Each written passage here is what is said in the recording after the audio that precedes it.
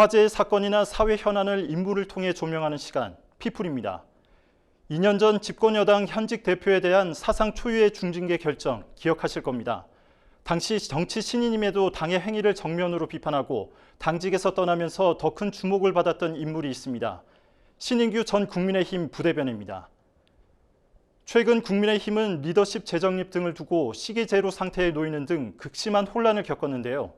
이번 주 피플에서는 석대성 기자가 신 전 부대변인을 만나 근황을 듣고 왔습니다. 대한민협 대의원에서 보수공당 대변인으로 그리고 정치단체 대표까지 법조인이자 정치인 신인규 변호사와 함께 인생여행 떠나봅니다. 변호사님 안녕하세요. 네, 안녕하세요. 신인규 변호사입니다.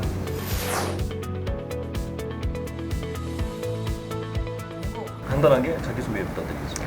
예, 저는 한양대 법대를 졸업을 했고요. 그리고 경북대학교 로스쿨 제가 4기로 졸업을 해서 이제 사회변호사 시험 제가 합격했습니다. 그래서 공익법무관 생활을 했고요. 그러고 나서 뭐 로펌에 잠깐 다니기도 했지만은 이제 법률사무소 청직 제가 개업을 해서 이제 개업 변호사로 활동한 지도 한 6년째 되는 것 같고요. 개업을 하고 나서 이제 정치에 대한 꾸준한 관심을 갖다가 국민의힘에서 대변인 선발 대회를 했거든요. 그래서 벌써 한 3년이 지났는데 그때 이제 나는 국대다라는 프로그램에 제가 응시를 하면서 국민의힘과 인연을 맺고 중앙당의 상근 부대변인까지 활동을 했었습니다. 그러다 지금은 이제 당과의 인연은 정리를 하고 지금 이제 무소속으로 제가 정치 활동을 계속 이어가고 있습니다. 네, 1986년생 아직 40도 되지 않은 나이입니다. 그럼에도 법 쪽에는 물론이고 정치계에서도 많은 경험을 또 하셨잖아요. 일단 뭐 신인규라는 사람의 인생 얘기를 좀 듣고 싶은데 어떻게 법조인이 되게 되셨는지 계기부터 좀 말씀해 주시죠. 우선은 이제 저는 저희 아버님께서 이제 법조인 생활을 좀 하셨기 때문에 어릴 때부터 그런 법조인들하고의 그런 관계를 좀 많이 맺고 자라와서 그냥 막연하게 뭐 법대를 진학해야겠다 이렇게 생각을 했던 것 같고요. 어린 시절에도 정치 문제나 현안에는 관심이 굉장히 많았습니다. 그래서 항상 꾸준히 관심을 갖고 뭐 글로써 이렇게 생각을 좀 정리하는 이제 이런 노력도 많이 했었는데 막연하게 이제 법조로 진출을 하고 또 언젠가는 정치도 해보고 싶다라는 막연한 계획만 갖고 있다가 정말 이게 좋은 기회들이 좀 겹쳐가지고 그래서 변호사 생활도 하면서 지금 정치권에 입문도 하게 된 좀 그런 특이한 케이스인 것 같습니다. 당시 그 이준석 대표가 이끄는 국민의힘에서 나는 국민의힘 대변인이다. 거기를 또 신청을 하시고 정계에 입문을 하셨어요. 그 토론대회를 참가하게 되신 신청과 그때 당시 어떤 느낌이셨는지 좀 궁금한데요. 우선은 한 3년 전으로 이제 기억이 되는데요. 그때 이제 아무래도 문재인 정권 하에서 정권을 좀 바꿔야 되겠다라는 국민적 여론이 굉장히 좀 컸었고 저도 거기에 동의를 했었고요. 그리고 보수 정당이 아무래도 그때는 뭐 변화하지 않으면 죽는다라는 심정으로 변화를 굉장히 좀 노력하려는 모습이 보였기 때문에 저도 뭐 정치를 하고 싶다라는 마음을 갖고 있던 사람으로서는 한번 그런 기회에는 좀 도전을 해보는 게 좋겠다라는 생각이 들었고요. 뭐 제가 될 거라고 생각하고 도전한 건 아니었는데 아주 운이 좋게 그래도 선발이 돼가지고 바로 이제 중앙당의 이제 상근 부대변인이 돼가지고 이제 대선을 치르는 또 그런 좋은 기회를 제가 가져볼 수 있었던 것 같습니다. 네, 그리고 이준석 대표의 직무 정지 그리고 비상대책위원회 출범까지 그때 당시 조직하신 국민의힘 바로 세우기가 이후에 정당 바로 세우기로 또 바뀌지 않았습니까? 22대 총선 무렵엔 또 민심동행 창당을 하셨고요. 정치 경험에 비하면 상당히 빠른 그런 속도로 주목을 받으셨고 그랬었는데 그만큼은 이제 또 부담도 있으셨을 것 같아요. 그 정치인으로 기억에 남는 힘들었던 때가 있으셨다면 언제를 좀 꼽을 수 있을까요? 뭐 저는 이제 정치를 제가 오래 한 건 아니기 때문에 아직 제가 내공이 좀 부족해서 항상 어떤 고비를 넘으면 또 다른 고비가 늘 찾아오면서 그냥 성장의 좋은 과정이다라고 생각을 하고 견디고 있고요. 말씀하신 대로 제가 사실은 상근 부대변인을 마치고 나서 송파구에서 정치를 해봐야겠다 해가지고 이제 구청장 제가 경선에 나갔다가 내부 경선에서는 아쉽게 제가 고배를 마셨었고 그 이후에 이제 보수정당에서 사실은 좀 선거 이기고 나서 좀 오만해진 나머지 당내 민주주의 질서를 해치는 이제 그런 여러 가지 시도들이 있어서 제가 이거는 뭐 법조인으로서도 묵과할 수는 없겠다라는 생각이 들어서 당원들을 모집을 했고요. 그래서 제가 가처분 소송에 제가 참여를 해서 한 번은 이겼는데 이제 한 번은 당원 당규를 또 바꾸면서 이제 결국은 패소로 끝이 났습니다만은 그 일이 계기가 돼서 한국 정당의 이 뿌리 깊은 이 반민주적인 문제들이라든지 뭔가 정당이 바뀌지 않으면은 대한민국 정치가 단 한 발자국도 미래로 나아갈 수 없다라는 걸 제가 확인을 하고 이제 국민의힘 바로 세우기를 좀 더 확대를 해서 이제 정당 바로 세우기로 제가 해서 그 단체를 계속 이끌어오고 있었고요. 그러고 나서 총선을 앞두고는 저도 지금 이 정치 환경 속에서 어떤 유의미한 좀 발버둥이라도 쳐보자라는 심정으로 민심동행 창준이를 만들었었는데 제가 위원장으로 활동을 했습니다마는 이 한국의 그 높은 정치적인 기득권이나 이 허들 앞에서 한 개인이 어떤 올바른 마음만 가지고 이거 할 수 있는 일은 아니다라는 생각이 들어서 지금은 제가 그 꿈을 버리지 않고 보수를 좀 재건하는 사회 운동을 좀 하면서 정치적인 문제도 해결하는 게 좋겠다라는 입장까지 가지게 되는 그런 여러 가지 과정들을 거쳐왔던 것 같습니다. 굉장히 좀 외로우셨을 것이다 이런 생각도 좀 드는데 이 정치에 입문하신 걸 후회하시진 않는지도 좀 궁금한데요. 사실은 이 정치를 저도 해보니까 이게 사실은 과반수잖아요. 그러니까 절반이 저를 지지해줘도 나머지 또 반대하시는 분들이 거의 절반 가까이 있는 거거든요. 그래서 제가 지금까지 정치를 해오면서 뭐 여러 가지 싫은 소리 듣기도 하고 비판받기도 하고 또 이유 없는 공격도 분명히 있습니다. 그래서 그런 것들을 처음에는 제가 버티기가 많이 힘들었는데 그래도 이게 조금씩 더 적응이 되기도 했고 좀 더 한국 정치를 바꾸겠다라는 그 더 큰 목표와 가치가 제 안에 더 강하게 작동하기 때문에 이제 그 정도의 좀 힘든 것들은 좀 넘어갈 수 있겠다라는 생각이 들었고요.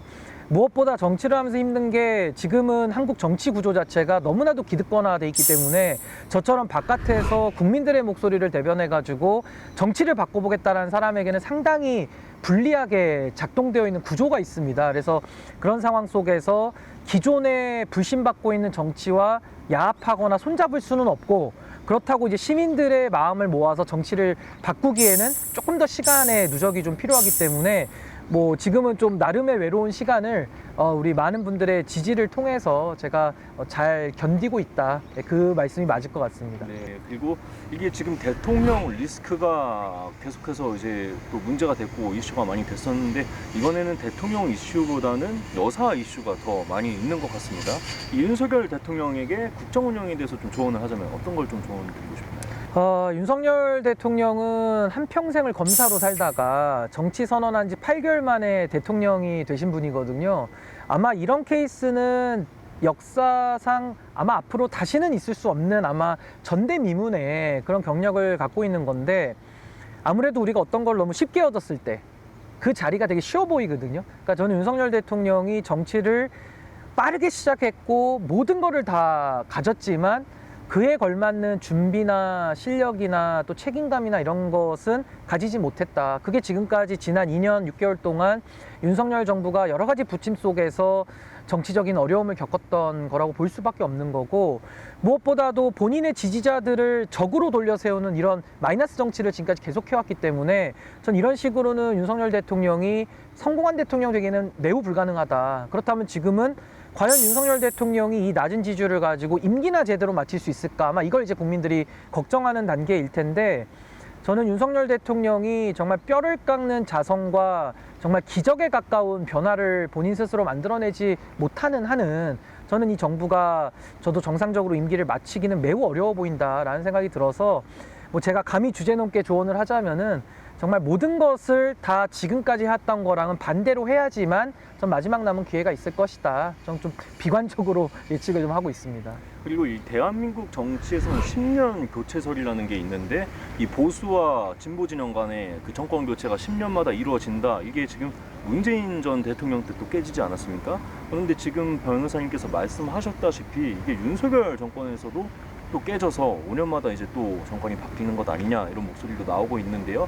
이재명 대표와 그 더불어민주당에 대해서도 좀 평가가 궁금한데 어떻게 좀 보고 계십니까? 지금 이제 대한민국 역사가 그래도 나름의 하나의 루틴을 가지고 어떤 세력이 정권을 만들어내면 정권 재창출을 해오고 그러면서 이제 10년 주기로 바꿔왔다가 사실은 박근혜 대통령이 그 임기를 1년 채우지를 못했던 걸 시작으로 해서 문재인 대통령, 윤석열 대통령 이렇게까지 온 건데요. 저는 뭐 꼭 10년씩 채울 필요는 없고 그 정권에 대한 국민적 심판에 따라서 저는 민주주의가 제대로 작동되는 것이다라고 긍정적으로 이해를 하고 싶고요. 그래서 저는 앞으로 이재명 대표 입장에서는 다음 정권을 반드시 만들겠다라는 의지가 되게 강한 걸로 보입니다. 물론 정권 초기부터 이재명 대표가 야당의 대표로서 올라오기 때문에 이거 책임 정치 무너지는 거 아니냐, 왜 책임지지 않느냐라는 기존의 정치 문법에서 비판을 많이 받으셨던 분이거든요. 근데 지금에 와서 보면 이재명 대표가 그걸 다 돌파를 해서 지금은 제1야당의 거대한 야당의 대표로서 또 차기 대권에 아주 성큼 가까이 다가가 있는 분으로서 작동을 하고 있기 때문에 저는 이재명 대표가 국민들이 그래도 이재명 대표에게 가지고 있는 불안정 요인들을 제거하려는 노력을 저는 많이 해야 된다. 그러니까 당내에서 세력을 더 공고화하는 노력을 했다라면 지금은 그거의 2배, 3배를 가지고 더 많은 외연 확장의 시민들을 민주당을 지지할 수 있도록 또 이재명 대표를 지지할 수 있는 쪽으로 만드는 노력을 좀 해야 될 것이고, 그걸 한마디로 표현하자면 수권 대한 세력으로서의 능력을 보여줘야 된다. 그러니까 지금처럼 말로만 구호만 외쳐가지고 큰 목소리를 내가지고 국민을 설득하겠다라는 과거의 민주당 방식을 좀 과감하게 버리고 뭔가 국민들에게 좀 더 참신하게 새롭게 기대감을 줄 수 있는 그런 정치를 좀 해야 되지 않을까, 전 그런 생각을 해봅니다. 다시 법조계로 돌아가시는 것 아닌가 이렇게 궁금해하시고 걱정하시는 분들도 계십니다. 마지막으로 이제 앞으로의 활동 계획이 어떻게 되시는지랑 시청자들께 한 말씀 해주시면. 예, 저는 뭐 직업이 변호사이기 때문에 지금도 변호사업을 하고는 있고요. 근데 다만 이제 정치랑 병행하고 또 방송 활동까지 하다 보니까 이 시간적 한계 때문에 제 일을 잘 조율하고 있는 이런 단계고요. 앞으로는 제가 그래도 정치를 한번 시작한 이상은 이 한국 정치, 특히나 이 정당 내부 구조의 아주 구태, 그리고 과거의 퇴행적인 모습들이 너무나도 많고, 그냥 단적인 예가 우리 헌법에서 배우는 정당의 규정대로 현실에서는 작동되고 있지 않거든요. 저는 그것을 최소한의 그래도 우리가 학교에서 배웠던 교과서적인 수준으로까지는 회복을 좀 시켜야 된다라는 게 저의 목표이기 때문에 지금의 이 보수 세력들이 완전한 불신을 국민들에게 받고 있는데, 저는 보수 재건을 위한 여러 가지 사회적 운동을 통해 가지고 뭔가 좀 새로운 세력, 국민들에게 새로운 희망과 정치가 바뀔 수 있다라는 기대감을 드릴 수 있는 그런 과정에 제 미력한 힘이나마 보태고자 합니다.